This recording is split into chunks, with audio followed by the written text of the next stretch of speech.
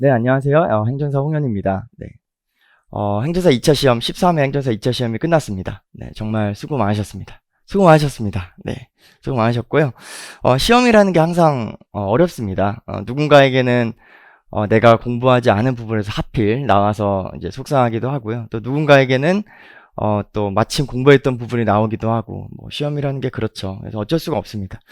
안타까운 일들도 많이 일어나고 그렇습니다. 제 주변에서도 시험 보신 분들 어제 연락을 많이 주셨는데, 어, 그, 이제 열심히 내용들은 다 아는 내용인데 잘 쓰지 못했다고 이제 눈물을 흘리시는 분도 많고, 그렇습니다. 그래서 어쩔 수 없지만, 근데 이제 시험은 항상 점수는 나와봐야 합니다.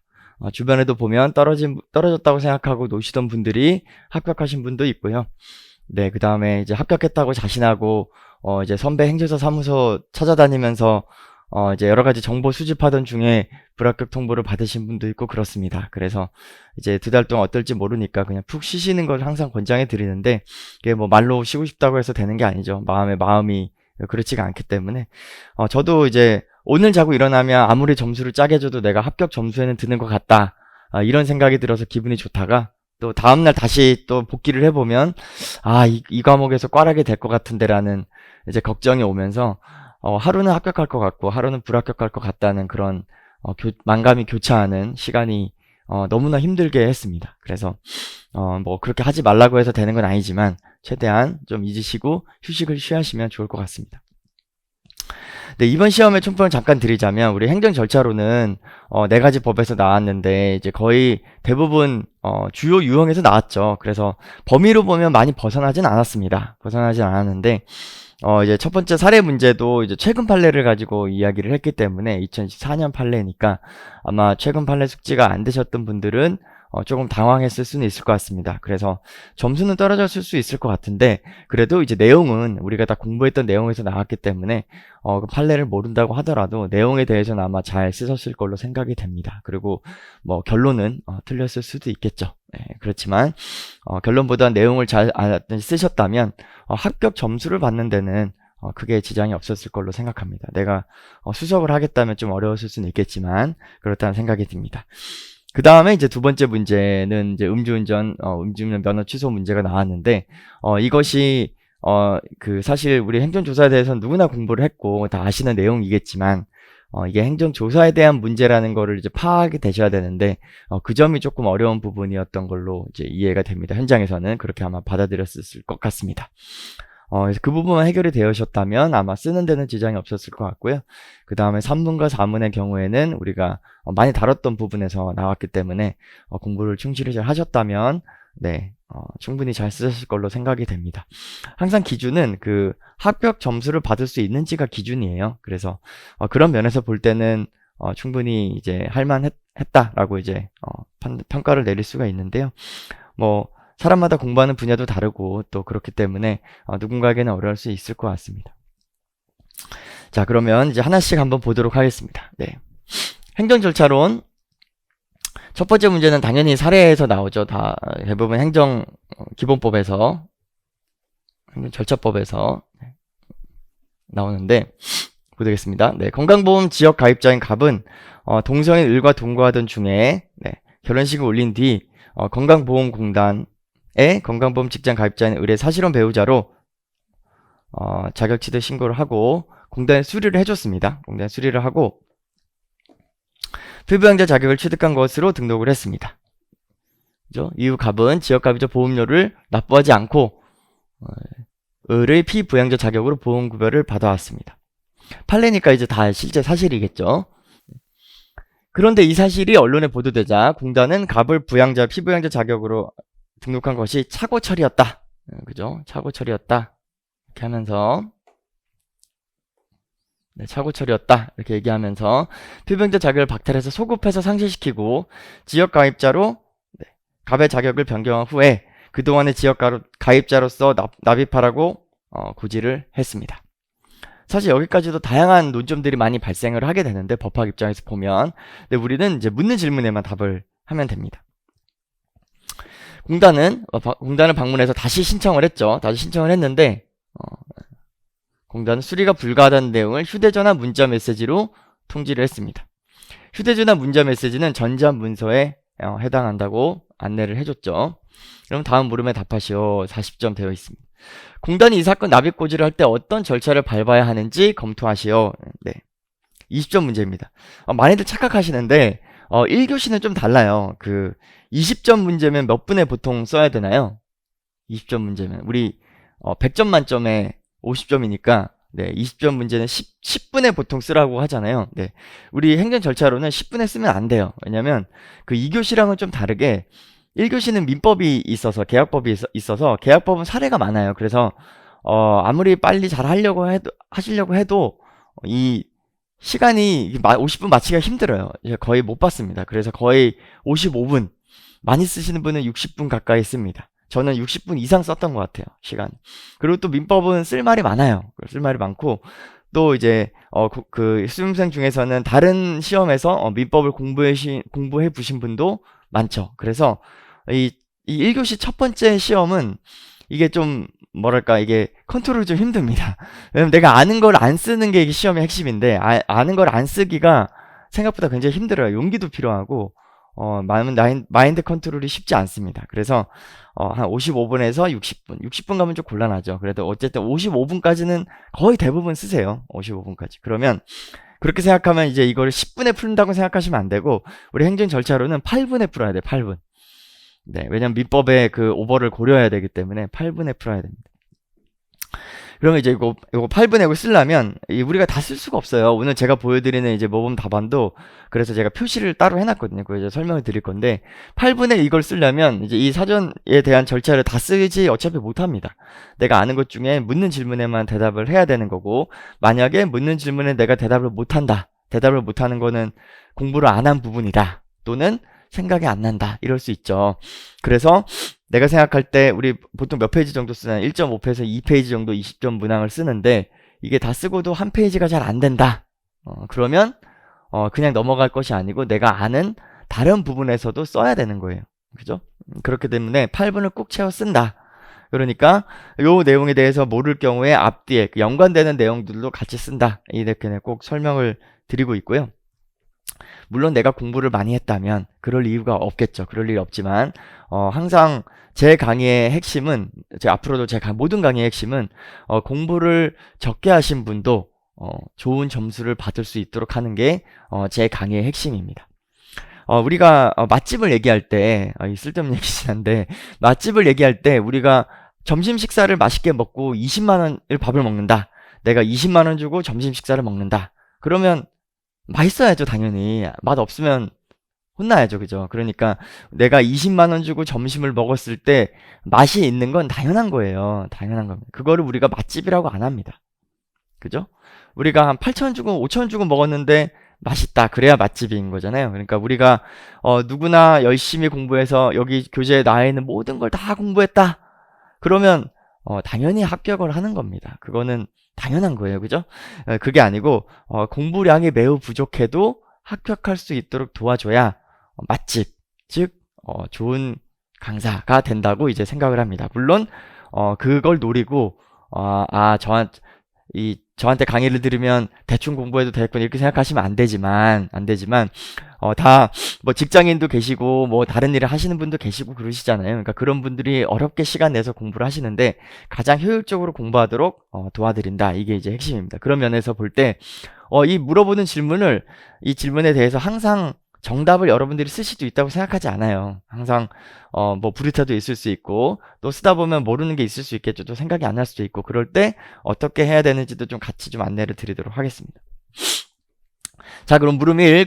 공단이 이 사건 납입고지를 할 때 어떤 절차를 밟아야 하는지 검토하시오. 네, 사례의 문제인데 사실 이 질문은 사례라고 하기 조금 어렵죠. 그냥 어떤 절차를 밟아야 하는지 쓰면 됩니다. 논란에 있는 것들을 보통 내야지 이제 여러 가지 의견을 작성할 수가 있는데 일단 물음 1은 그냥 일반적인 20점 문제와 유사하게 출제가 되었다. 물음 2는 하자가 있는지 이렇게 이제 사례형 문제의 대표적인 경우죠. 하자가 있는지 없는지를 검토해야죠. 그래서 그 검토해서 하자가 있다 또는 없다라고 이야기를 해야 이제 사례형 문제의 특징인데 1번 같은 경우에는 어떤 절차를 밟아야 하는지를 그냥 쓰면 되는 그런 문제입니다. 그러면 어떻게 썼는지 한번 보도록 하겠습니다. 물론 제가 쓴 게 당연히 정답은 아니죠. 그래서 선생님마다 다 다를 거고 여러분들이 판단해서 보시면 되겠습니다. 말씀드린 대로 첫 번째 문제는 어떤 문제가 있지 않아요. 그래서 문제의 제기를 쓰지 않아도 됩니다. 문제 안 해도 되는데 여기 제 답안지는 항상 저렇게 세모라고 되어 있어요. 세모가 뭐냐면 내가 답을 잘 못 쓰겠다는 생각이 들 때 저 세모를 쓰라는 거예요. 그래서 내가 충분히 숙지가 되어 있다면 저 세모는 다 그냥 넘어가시면 됩니다. 안 써도 됩니다. 왜냐면 다 쓰면 좋겠지만 우리가 한문 20점짜리에 8분에 써야 되는데 저거 쓸데없는 거 쓸 수는 없잖아요. 그러니까 내가 아는 게 충분하다면 그 내용을 당연히 써야 됩니다. 그리고 모자라거나 아는 게 부족할 때 쓰시라고 저 세모를 쓰는 거예요. 그죠? 문제의 제기. 이 사건 납입고지는 갑에 대한 불이익한 처분에 해당하는지 행정처의 공표한 기준에 따라 불이익한 처분한 경우에는 사전에 통지해서 의견 청지를 거친 후에 문서로 처분과 그 이유를 명시하고 구제 방법 등을 고지해야 된다. 네, 그죠? 네. 이거 잘못 들어갔네. 네, 고지해야 된다. 보호대화 하는 건 맞는데, 이 내용이 문제가 된다. 이렇게 이제 작성을 하시면 됩니다. 이번 납입고지의 법적 성질과 행정절차법 적용 여부 이렇게 되어 있는데요. 네. 보면 납부 의무는 행정처가 국민에게 하는 불이익한 행정처분에 해당한다. 네. 따라서 행정절차법 제3조에 따라 그 적용 대상이 된다. 네. 이렇게 되어 있습니다.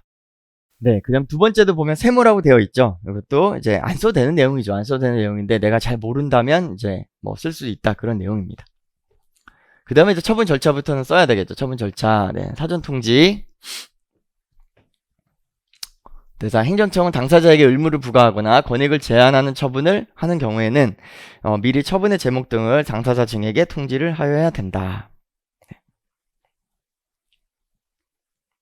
그다음 사전 통지 의무의 면제 있죠? 네, 공공의 안전이나 복리를 위해서 긴급한 처분을 할 필요가 있는 경우, 법령에서 요구된 자격이 없거나 없어지게 되면 반드시 일정한 처분을 해야 되는 경우에 그 사실이 법원의 재판에 의해서 객관적으로 증명된 경우, 해당 처분의 성질상 의견 청지가 현재의 곤란하거나 명백히 불필요하다고 인정할 만한 사유가 있는 경우, 네. 그죠? 이 3번에 해당될 수 있는 여지가 있죠, 사실. 네, 여기 3번에 해당 여지가 있는데, 판례를 알면 이게 가능한데, 판례를 모른다면, 네, 이게 의견 청취는 이게 필요 없다고 할 수도 있어요. 근데 뭐 답이 틀렸다고 너무 큰 걱정은 안 하셔도 되고, 요 내용들이 다 들어간다면, 네, 좋은, 합격할 만한 점수는 받을 수가 있으니까, 네, 결과에 대해서는 너무 걱정할 필요는 없으신데, 그래도 이제 판례를 알고 있다면, 결론은, 쓰시는 게 맞죠. 그 다음에 이제 의견 청취 절차. 의견 청취 절차는, 네. 여러 가지가 있죠. 청문. 행정청이 어떤 처분을 하기 전에 당사자 등의 의견을 직접 듣고 증거를 조사하는 절차를 말한다. 네. 그 다음에 공청회. 행정청이 공개적인 토론을 통해서 어떠한 행정작용에 대해서 당사자 등 전문 지식과 경험을 가진 사람 또는 그 밖의 일반인으로부터 의견을 널리 수렴하는 절차를 말한다. 그 다음 의견 제출. 네. 행정청이 어떤 작용을 하기 전에 당사자 등의 의견을 제시하는 절차로서 청문이나 공청회에 해당하지 않는 절차를 말한다. 네. 다 법령에 있는 내용이고 우리 교재에도 다 있는 내용 그대로입니다. 그죠? 의견 청취 면제 사유가 있습니다. 사전 통지 면제 사유와 동일하게 적용이 되고, 그리고 당사자가 의견 제시를 기회를 포기한다는 뜻을 명백히 표시한 경우에는 의견 청취를 생략할 수 있다. 다 쓰면 좋겠지만 다 쓰기 어렵죠. 근데 위에 1, 2, 3, 4 이런 것들이 다 기억이 안 난다. 기억이 안 나면 어떻게 쓸까요? 예를 들어서 이 내용들이 다 기억이 안 나요. 그러면 청문, 공청회, 의견 제출 뭐 등이 있다라고 쓰실 수 있는 분도 있으시겠죠. 그럴 때 만약에 내가 생각나는 게 제출 의견의 반영이라면 이것도 쓰자 이런 내용입니다. 그래서 행정처 처분할 때 당사자 제출한 의견에 상당한 이유가 있다고 인정하는 경우에는 이를 반영하여야 한다. 이거 다 아는 내용이죠. 쉬운 내용이니까. 네. 앞에 걸 잘 못 썼다면 이것도 채우자. 네. 근데 우리가 8분 안에 다 써야 되니까 이게 부족하다면 안 쓴다. 안 써도 된다. 그런 내용이고요. 처분의 이유 제시. 원칙은 뭐죠? 행정처분 처분할 때는 당사자에게 그 근거와 이유를 제시하여야 된다. 면제 사유도 있죠. 면제 사유는 신청 내용을 모두 그대로 인정한 처분인 경우 또는 단선 반복적인 처분 그리고 경미한 처분으로서 당사자가 그 이유를 명백히 알 수 있는 경우. 네. 그리고 긴급히 처분을 할 필요가 있는 경우. 네. 그래서 행정처분 2, 3의 경우에 처분을 당사자가 요청하는 경우에는 그 근거와 이유를 제시하여야 한다. 이것도 이제 세모가 되어 있죠. 사안의 해결도 세모로 되어 있어요. 왜냐면 여기는 아까 얘기한 대로 이제 사안을 해결하는 문제 자체가 아니었어요. 문제가. 그래서 다시 한번 문제 볼까요? 그래서 여기 2번은 해결하는 문제잖아요.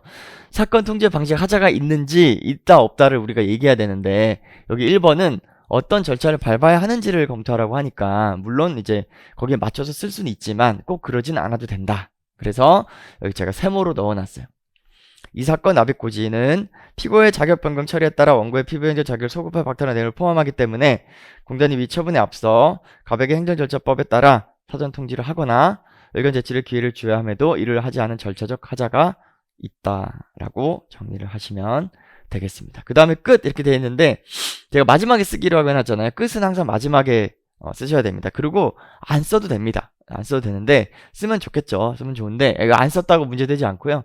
저도 안 써도 됩니다. 저는 그 답안지를 미리 막 엄청나게 많이 써보고 가자는 주의는 아니에요. 그래서 저는 사실 시험장에서 거의 처음 쓴 수준이라서 이게 마지막에 끝을 안 썼어요. 하나도 안 썼는데 뭐 전혀 문제가 없으니까 안 써도 되는데 뭐 쓰고 싶으면 써도 되는데 항상 마지막에 쓰자. 왜냐면 네 이렇게 쓰고 나서 항상 시작은 답안지 오늘은 우리가 그 답안지 작성법에 대한 강의는 아니니까 하지만 여기 다 비워두고 이게 뭐 2줄만 쓰고 끝나도 그냥 다 비워두고 새로 시작하면 됩니다. 이렇게 새로 시작하기 때문에 왜 그러냐면 또 여기에 나중에 또 기억이 날 수가 있어요. 이게 시간이 뭐 1, 2분이라도 남았는데 한번 검토하다 보면 이제 여기 또 기억나는 게 있거든요. 여기다가 추가해서 또 쓰시면 됩니다.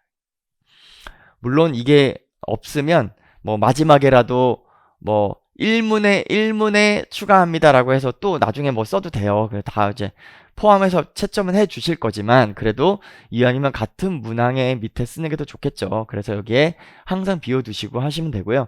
이 비워두는 또 두 번째 이유는 뭐냐면 내가 항상 연습을 하실 때 내가 한 8분이라고 얘기했으니까 한 6분, 7분 지나가고 있는데 내가 어느 분량 정도 채웠는지를 내가 스스로 금방 쉽게 알 수가 있어야 되거든요. 근데 이게 중간부터 시작하면 한 페이지 반을 썼는지 한 페이지를 썼는지가 막 앞에서 따져봐야 되잖아요. 그러니까 그게 아까운 시간이 낭비되고 감도 없어요. 그래서 항상 시작은 여기서부터 새로 시작해야 내가 지금 내가 몇 분 지났는데 한 장을 쓰고 있구나, 한 페이지 반을 쓰고 있구나, 2페이지를 쓰고 있구나를 내가 바로 알 수가 있어요. 그래서 항상 문제는 이렇게 쓰셔야 됩니다. 새로 시작하는 거. 오늘은 뭐 그 총평 시간이니까 네.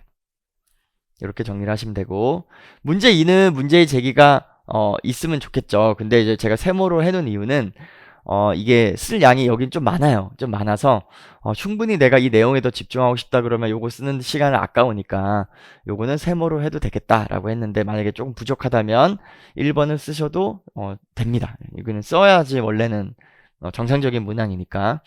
휴대전화, 문자, 메시지로 한 이 사건 통지 방식에 하자가 있는지 수리 거부는 처분할 때 사전 통지를 하여야 하는지가 문제된다. 그죠? 처분의 방식은 원칙은 행정처이 처분할 때 다른 법령에 특별히 규정이 있는 경우를 제외하고는 문서로 해야 됩니다. 문서에는 행정처가 담당자의 소속 선명 연락처를 적어야 된다. 그죠? 그리고 전자문서를 할 수 있는 경우 이 실명제에 관련된 내용은 뭐 꼭 우리의 사건에서 중요한 건 아니니까 이제 세모로 해놨고요.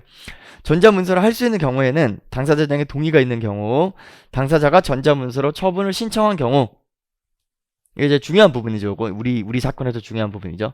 당사자의 동의가 있는 경우, 그 다음에 당사자가 전자문서로 처분을 신청한 경우, 그 다음에 이제 문서 이외의 방식이 가능한 예외가 있죠. 예외는 네, 공공의 안전 또는 복리를 위해서 긴급하게 처분을 할 경우가 있는 경우.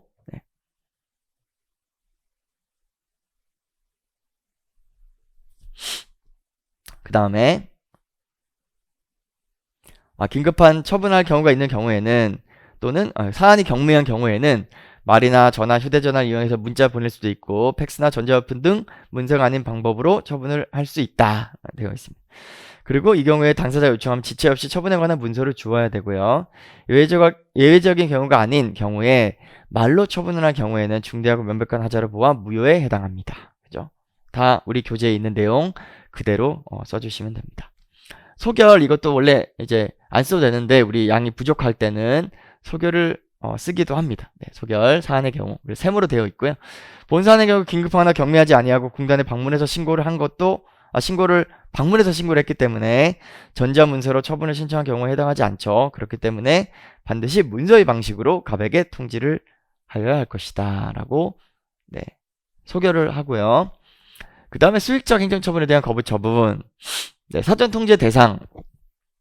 행정적인 처분이 당사자에게 의무를 부과하거나 권익을 제한한 처분하는 경우에 사전통지의 대상이 됩니다. 즉, 네, 우리가 불이익 침해적 처분을 할 때 사전통지의 대상이 된다라고 되어 있는데 거부의 처분에 대해서는 학설이 나뉘죠. 학설이 나뉘는데 네, 이렇게 사전통지의 필요설에 대해서는 이건 세모라는 이유는 학설은 반드시 쓰는 게 제일 좋습니다. 학설은 항상 쓰는 게 좋은데 학설을 이렇게 각각의 학설에 대해서 다 쓰는 것도 좋은데 시간이 너무 부족해요. 시간이 부족하면 한 줄로 정리해서 쓰셔도 됩니다. 근데 여기는 제가 좀 풀어서 써놨기 때문에 제가 세모로 했습니다.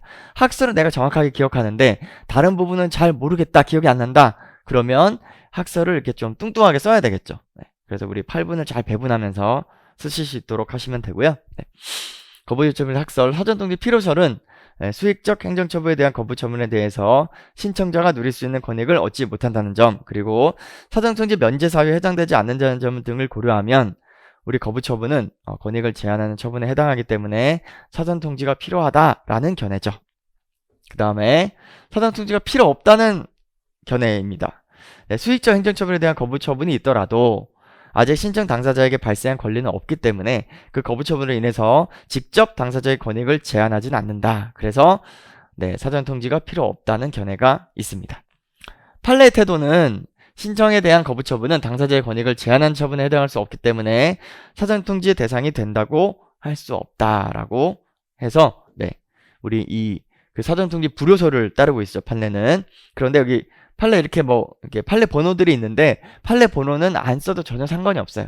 가끔씩 이제 판례 번호를 쓰면 이상하게 보는 경우도 있습니다. 오히려. 그래서 판례 번호를 쓰는 거는 안 쓰셔도 되고 판례 내용에 대해서만 정확히 써주시면 된다라고 말씀을 드리겠습니다. 네. 그 다음에 소결, 세모죠? 사안의 경우에는 본 사안에서 갑의 자격취득 신고에 대한 수리 거부 처분은 불이익한 처분이 아니기 때문에 사전통지 대상이 아니다. 그래서 사전통지할 필요가 없다라고 정리를 하시면 되고요. 여기는 사안의 해결은 반드시 써야 되죠. 그래서 통지 방식에 대한 해결은 갑은 공단에 방문해서 신고를 했기 때문에 전자문서로 처분을 신청한 경우에 해당되지 않고 또 다른 명시된 내용에도 포함되지 않기 때문에 관할 행정처는 반드시 문서의 방식으로 갑에게 통지를 해야 된다. 사전통지 해결은 본 사안에서 갑의 자격지시 신고에 대해서 수리 거부 처분은 불이익한 처분이 아니기 때문에 사전통지 대상이 아니다. 그래서 사전통지를 할 필요는 없다라고 되어 있습니다. 이렇게 정리하시면 되고요. 여 위에 있던 소결이라고 된 것들은 중복이 되죠. 그래서 소결은 안 쓰셔도 무방하다. 근데 내가 너무 모르는 게 많다. 마침 내가 잘 모르는 부분에서 나왔다. 그러면 소결을 쓰셔도 된다. 이렇게 정리를 하도록 하겠습니다. 여기 참고는 제가 여러분들 참고로 놓은 거지 이게 답지에 쓰라는 내용은 아닙니다. 그래서 끝이라고만 쓰시면 되고 심지어 안 쓰셔도 된다. 이렇게 해서 2번까지 우리가 정리를 한번 해봤습니다. 그죠? 문제 2번으로 넘어가 보도록 할게요. 문제 2번은 제가 아직 안 봤죠. 문제 2번. 문제 2는 음주 상태로 차량 운행 중에 중사를 입는 사고가 발생하여 의식이 있는 상태로 응급센터로 후송이 되었습니다. 담당 경찰관은 음주 측정기에 의해서 호흡 측정할 수 없다는 사유로 갑의 혈액을 채취했는데 실제로 음주운전 사건 행정사가 되면 많이들 다루실 건데 참고로 음주 측정기에 대한 부분은 여러 가지가 있어요. 일단은 이제 음주 측정은 해야 되는데 절차가 또 있습니다. 물도 마셔야 되고 이렇게 절차들이 있는데 이 호흡 측정할 수 없다는 이유로 혈액 채취가 있어요. 혈액은 내가 예를 들어서 호흡기를 통해서 음주 측정을 했는데 여러분들이 만약에 술 마시면 안 되죠. 마시면 안 되는데 술 마셨다가 이게 예를 들어 한 잔 마셨는데 이게 걸렸다. 그래서 불었는데 그 아주 미세하게 이제 넘었다. 우리 정지 수치를 넘었거나 취소 수치를 넘었다. 그러면 취소 수치를 넘는 거는 한번 해볼 수도 있죠. 살짝 넘으면 혈액 채취를 해보겠다는 생각이 막 들어요. 왜냐면 혈액으로 채취를 해서 하면 그게 더 정확하기 때문에 혈액으로 채취해서 그게 뭐 수치가 내려가면 이제 그게 인정이 됩니다. 호흡은 덜 정확하기 때문에.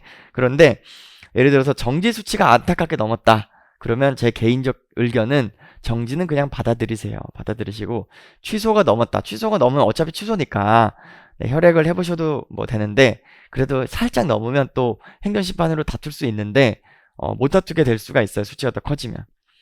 혈액 측정하면 열의 9은 수치가 더 올라갑니다. 그러니까 그 내용을 꼭 이제 기억하시고 술은 드시지 마시고 술을 드시지 마시는데 혹시라도 내가 그런 일이 생겼다. 그러면 예, 살짝 넘으면 혈액 채취하고 싶은 유혹이 생겨요. 혹시 내가 혈액 채취해가지고 더 떨어지면 내가 되지 않을까 이런 생각이 드니까. 근데 열의 9은 더 올라간다. 그래서 오늘은 그 얘기는 아니지만 여러분들이 다 행정사 되실 거니까 행정사 되고 나서 이제 음주에 대한 얘기는 뭐 많이 상담을 하시게 될 겁니다. 저는 참고로 별로 안 좋아하는 업무입니다. 그래서 웬만하면 안 맡으려고 하는데 네, 지인들 소개는 뭐 어쩔 수가 없어서 맡고 있습니다. 제가 일부러 맡진 않아요. 어쨌든 음주 충격이나 호흡 측정할 수 없다는 사유로 갑의 혈액을 채취했는데 이에 체혈과 관련해서 운전자의 동의를 받도록 규정을 하고 있습니다. 근데 네, 갑의 동의를 얻지 않았을 뿐 아니라 사후에 법원으로부터 영장을 발부받지도 않았다. 네.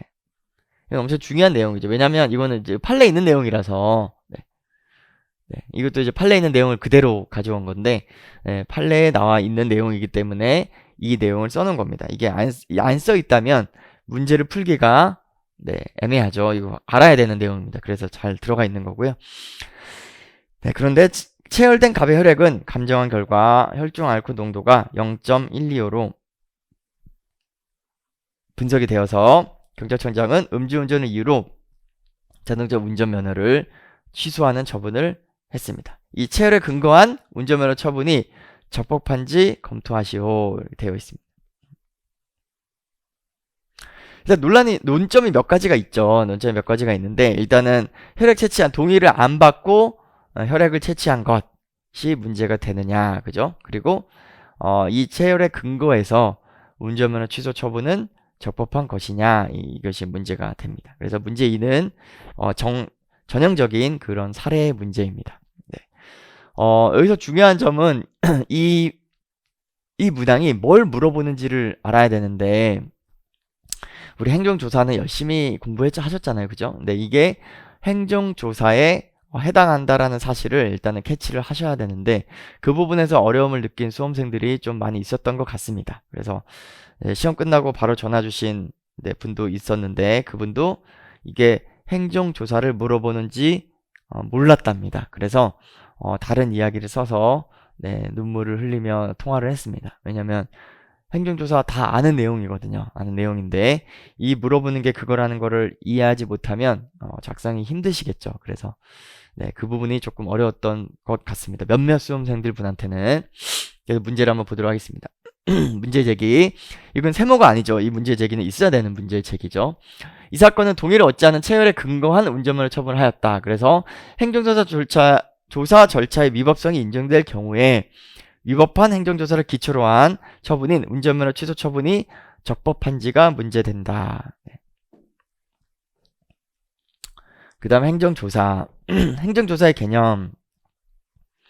행정기관이 정책을 결정하거나 직무를 수행하는 데 있어서 필요한 정보나 자료를 수집하기 위해서 시료 채취하는 활동을 말한다. 물론 우리 교재에는 여기 더 뚱뚱하게 써있죠. 근데 개념은 뚱뚱하게 쓰면 내가 다른 걸 잘 모를 때 뚱뚱하게 쓰는 거예요.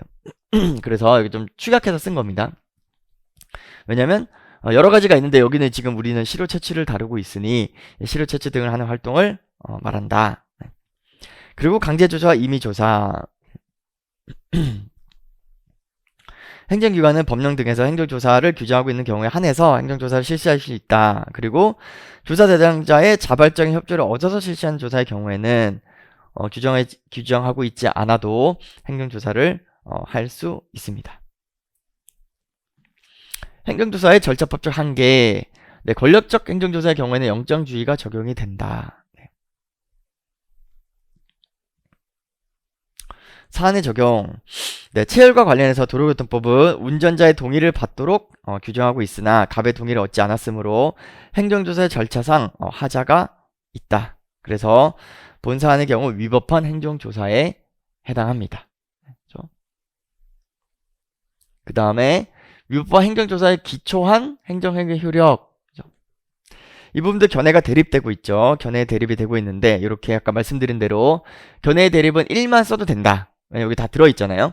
행정조사를 기초로 행정행위가 행해지는 경우가 많은데 행정조사 행위에 위법성이 있는 경우에 행정행위에도 그 위법성이 승계되는 것인지에 대해서 승계된다는 입장과 승계되지가 않는다는 입장이 나뉘고 있다. 이렇게 정리하면 되죠. 근데 내가 좀 시간이 있다거나 아니면 다른 부분을 좀 내가 부족하다고 느껴지면 이렇게 학설을 쓰시면 됩니다. 우리가 8분 안에 써야 되는데 한 페이지 반, 많아도 2페이지 안에 쓰잖아요. 근데 여기서부터 지금 시작했으니까. 그래서 제가 첫 번째부터 시작해야 감이 바로 온다고 말씀드렸잖아요. 그래서 여기 보면 이제 우리 여기서부터 시작했으니까 벌써 이렇게 다 썼다면 이제 한 페이지 다 쓰고 이제 여기 쓰고 있죠. 여기까지 썼으면 이제 한 페이지 한 절반 들어가고 있는 느낌이 내가 이거 알아야 됩니다. 알아야 되는데 그럼 학설을 내가 이렇게 풀어서 쓸지 안 쓸지 딱 시계를 보면 감이 오겠죠. 아, 내가 지금 여기까지 한 5분 썼다. 5분 더 썼겠죠. 앞에 한 장 다 썼는데 5분 썼다 그러면 다 쓰는 거예요. 근데 내가 한 6분 넘어간다 그러면 마무리를 해야 되기 때문에 학설을 이렇게 풀어서 쓰는 거는 내가 너무 다 아는 거니까 쓰고 싶지만 꾹 참고 줄여서 쓴다. 이렇게 생각을 하시면 됩니다. 그래서 학설은 세모로 해놨습니다. 하자승의 부정설. 행정조사가 행정행위 전제 조건이 아닌 한 행정조사 행정행위는 별개의 행위이기 때문에 행정조사에 위법성이 있다고 해도 행정행위까지 위법하게 되지는 않는다는 견해가 있고요. 그 다음에 하자 승계가 긍정설은 하자가 승계된다는 뜻이죠. 그러니까 행정조사 행정행위는 원칙적으로 별개의 행위지만 전체적으로 하나의 행정과정의 구성 부분이기 때문에 행정조사에 대한 위법 사유가 있으면 행정행위도 위법하게 된다는 견해입니다. 판례는 하자 승계 긍정설의 입장을 취하고 있습니다. 판례가 뭐라고 말했는지도 쓰면 좋겠죠. 근데 그렇게까지 쓰기에는 너무 시간이 부족합니다. 우리 8분 안에 다 쓰려면. 그래서 검토. 행정조사 그에 기초 행정행위는 별개를 할지라도 밀접한 관련성을 가지기 때문에 행정조사의 위법성 행정행위도 원칙적으로 승계된다고 보는 것이 타당하다. 그죠? 그래서 사안 해결. 지금 벌써 2페이지가 넘어가고 있잖아요. 그러니까 앞에 학설을 줄여서 쓰는 게 맞다. 근데 그 앞에 쓰는 걸 내가 못 썼다. 그러면 학설이라도 펼쳐서 쓰자. 이해됐죠? 사안 해결. 본 사안에서 행정조사는 위법한 행정조사에 해당하고 이러한 행정조사의 위법성은 이를 기초로 내릴 처분에도 승계된다. 따라서 체열의 근기한 운전면허 처분 취소 처분은 위법하다라고 정리하면 끝납니다. 보로는 이제 앞에서 정말 너무 못 썼다. 그러면 여러분 쓰실 수 있도록 보론을 항상 제가 넣어드리는데 판례는 판례 내용에 여러분들이 혹시 안다면 이렇게 쓸 수 있겠죠. 영역을 압수할 수 있다 판시한 바 있다. 그래서 사후에 지체 없이 강제 체열이 이루어졌다면 영장 청구에서 법원으로부터 압수영장을 받아야 할 것이다 라고 정리한다. 특히 이 보로는 제가 세모로 해놨지만 만약에 우리 문제에 사후에 법원으로부터 영장을 받아보지도 않았다라는 내용이 없다면 이 보로는 아주 큰 의미가 있습니다. 그래서 여기 써 있으니까 우리가 쓸 필요가 없지만 만약에 이 내용이 문제에 제시되지 않았다면 보로는 써서 만약 그럼에도 불구하고 이 경찰이 사후에 영장을 발부받았다면 문제가 없다라는 내용이 들어가면 다른 답안지하고는 확실히 다르겠죠. 그죠? 그렇게 이해하시면 되겠습니다. 그리고 끝. 이렇게 정리하시면 됩니다. 참고는 여러분들 참고로 하시라는 얘기고요. 답안지에 쓰는 내용 아닙니다. 그 다음에 이제 세 번째 문제로 넘어가 보도록 할게요. 잘 따라오고 있죠? 어려운 거 다 끝났어요. 그죠? 이제 3번, 4번은 이제 그냥 외운 거 쓰는 거예요. 그죠? 외운 거 쓰는 건데, 다행히, 이제 우리가 늘 공부하는 데서 나왔습니다. 여러분들이 늘 고민하고 늘 유혹에 빠지시는 우리 주민등록법, 그 다음에 가족관계등록법, 안 나왔죠? 안 나왔기 때문에, 대부분 다 공부하시는 분야에서 다 나와서 아마 다 평이하게 다 쓰셨을 걸로 예상이 됩니다. 적어도, 합격 점수는 아마 받으셨을 걸로 생각이 됩니다. 안타까운 사실은 뭐냐면 이렇게 브리타 없이 다들 그 일반적인 범위 안에서 나오면 다들 잘 씁니다. 우리 시험은 절대평가인가요? 상대평가인가요? 네. 네. 절대평가죠. 절대평가를 가장한 상대평가죠. 그죠? 그렇기 때문에, 네. 항상 주관식 시험은, 이게 다들 잘 쓸 것 같으면 점수가 짜요. 그래서, 그거를 이해를 하셔야 됩니다. 우리 행정사 시험에 행정심판 한 적 있죠? 자꾸 딴 얘기 하는데, 딴 얘기가 원래 재밌는 거예요. 그죠? 우리 행정사 시험에서 행정심판을 했어요. 왜냐면, 점수를 조작한다. 그래서, 행정심판 했더니, 행정심판위원회에서 조사를 했어요. 그랬더니, 실제 조작했다라는 게 밝혀졌죠. 조작했다. 근데, 조작해도 된다. 이게 이제 결론이에요. 그래서, 네. 그 조작하는 것도 재량이다. 조작이라 그러니까 되게 나쁜 표현 같은데, 시험 점수를 조정한다가, 재량이다. 이거 재량이다. 그래서, 조정하더라도, 된다. 그거 해도 된다. 이거예요. 그래서, 이게 조정하는 거 아니에요라는 걸 가질 필요가 없어요. 조정을 하는 게 하고요. 조정을 해도 된다. 이겁니다. 물론, 제가 개인적 입장이에요. 뭐, 우리 공단에서 조정한다는 얘기가 아니라, 그럼에도 불구하고 상관없다. 대신에, 더 낮은 사람이, 더 좋은 점수를 받은 사람보다 점수를 올려주는 건 그건 조작이죠. 그거는 당연히 해서는 안 되는 행위지만, 전반적으로 점수를 조정해서 합격자 라인을 조정한다는 건 된다는 거예요. 그러니까 거기에 대해서 너무 불만을 갖지 마시고 조정을 원래 하는 겁니다. 그래서 올해 이 행정 절차법은 아마 짜게 해줄 것 같다 이런 생각이 듭니다. 자, 그럼 한번 보겠습니다. 그러면 3번 행정규제 기본법상 규제 법정주의 규제 원칙을 설명하고 우선 허용 그 다음에 사후 규제 원칙에 대해서 설명하시오. 이건 설명하면 되는 거죠. 그죠? 우리 법에 있는 내용을 쓰면 되는 거고요. 문제 4번도 미리 볼게요. 개인정보보호법상 개인정보 처리제 개인정보 목적 외 이용 제공 제한에 대해서 설명하시오. 네. 그냥 내용을 여러분들이 암기하신 내용을 쓰면 되는 내용입니다. 기출도 되었던 내용이고요. 네. 가볍게 그러면 보도록 하겠습니다. 이거는 뭐 해설이 별로 필요하지 않으니까 설명드려볼게요. 네, 왜 행정규제가 무엇인지, 행정규제란 국가의 지방자치단체가 특정 행정 목적을 실현하기 위해서 국민의 권리를 제한하거나 의무를 부과하는 것으로, 네, 법령 등이나 조례 규칙에 규정되는 사항을 말한다. 일단 규제 법정주의. 네. 규제는 법률에 근거해야 되고 그 내용 알기 쉬운 용어로 구체적으로 명확하게 규정되어야 된다.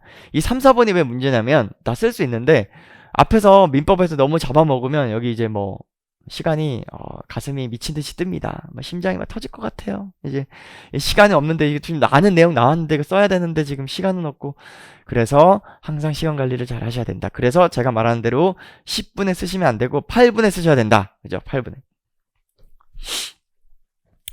됐죠? 규제는 법률에 직접 규정하되 규제 세부적인 내용은 법률 또는 상위 법률에서 구체적으로 범위를 정할 위임 바에 따라 대통령 총리령, 부령, 명령 또는 조례 규칙으로 정할 수 있다.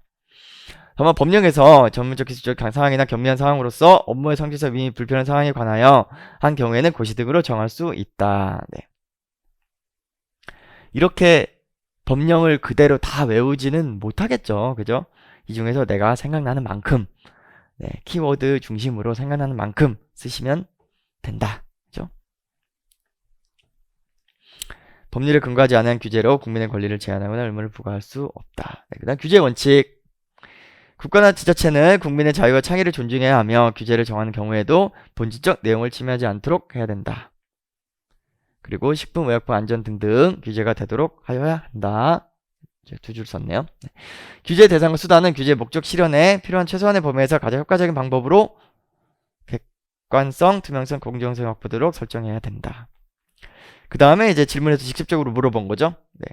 우선 허용 사유 규제 원칙에 대해서 써라. 그렇죠? 제에 대해서 설명하시오. 그랬으니까 써야죠. 국가나 지자체나 신기술을 활용한 새로운 서비스 제품과 관련한 규제를 우선적으로 고려해야 된다. 여기 뭐 네, 대상에 대해서 명확하게 규정할 수도 있고 여러분들 쓰는 방식대로 써도 괜찮습니다. 네, 규제를 위해 제한되는 권리나 의무를 부과하는 의무는 한정적으로 열거하고 그 밖의 사항은 원칙적으로 허용하는 규정 방식으로 해야 된다. 그죠? 그 다음에 새로운 서비스에도 포함이 되도록 해야 된다. 그리고 발전에 따라서 포섭될 수 있도록 분류 기준을 유연하게 정하는 방식으로 해야 되고 네, 출시 전에 권리를 제한하면 안 되고 취직 후에 부과하는 방식으로 해야 된다. 그래서 끝 하면 되죠. 그러면 우리 항상 처음부터 시작했죠. 한 페이지의 첫 번째부터 시작한다. 더 나아가서 항상 왼쪽 페이지부터 시작해도 돼요. 그러면 내가 어느 쪽 쓰고 있는지에 따라 더 정확하게 알 수 있잖아요. 그러니까 그렇게 쓰셔도 됩니다. 그죠? 근데 여기서 우리 첫 번째부터 시작했으니까, 그죠? 항상 여기서부터 시작. 그럼 내가 한 페이지 쓰고, 한 페이지 반 정도에서 딱 요 정도 쓰면, 거의 한 페이지 반 정도 썼죠. 그래서 끝하면, 네, 종료되는 것 같다. 이렇게 됩니다. 네. 뭐, 돌아가서 복기를 해보면, 네. 뭐 아쉬운 부분도 많고 그럴 거예요. 왜냐면 내가 다 아는 건데 못 쓴 부분도 많고, 시간이 없어서 못 쓴 부분도 많고, 시간을 한 3시간 주면 훨씬 더 잘 쓸 수 있었겠죠, 당연히. 그죠? 그렇지만, 네. 시간이 정해져 있고, 저는 개인적으로 시간이 정해져 있는 게 더 좋다고 생각해요. 왜냐면, 제가 아까 말씀드렸죠. 공부를 많이 하는 사람일수록 시간이 많으면 더 유리해요. 그죠? 아는 게 많으니까 많이 쓰면 좋잖아요. 근데 시간이 부족할수록 공부를 적게 한 사람이 유리한 거예요. 그죠? 그래서 저는 항상 여러분들이 적게 공부해도 많이 합격할 수 있도록 도와드리는 거를 목표로 한 사람이니까 시간은 줄어들수록 좋은 거예요. 네, 지금 한 과목에 50분인데 한 과목에 40분이 되면 더 좋아요. 그러면 더 조금 공부한 사람도 합격할 수가 있는 거예요. 그죠? 문제 쓰는 방식을 잘 이해한다면. 근데 그럴 일은 없습니다. 원래 시험은 점점 시험 시간도 늘어나고 더 어려워지면 어려워지고 문항도 많아지면 많아지지 줄어들지 않습니다. 그러니까 지금이라도 빨리 합격하시기를 바라고요. 이번 시험 보신 분들이 이거 보셨다면 여러분들 다 합격하시기를 바라고요. 그래서 저에 대해서 저랑 같이 근무할 수 있도록 네, 그런 날이 오기를 제가 기도해 보도록 하겠습니다. 그리고 이제 내년 시험 준비하면서 오늘 시험 보신 분들은 한번 이 강의를 보신 분들은 내년에 꼭 공부 잘 열심히 하셔서 미리 하셔야 됩니다. 그 제 강의 중에 보면 우리 해커스에 올라와 있어요. 그 제가 행정사 하면 왜 좋은지, 행정사 하면 얼마 버는지 이런 게 딱 정리된 강의가 있거든요. 그 강의를 무료예요. 무료니까 그 강의를 꼭 보시고 행정사에 대해서 뜻을 가지시고 같이 한번 준비를 해보시면 좋을 것 같습니다. 네, 그러면 오늘 여기까지 마치도록 하겠습니다. 수고 많으셨습니다.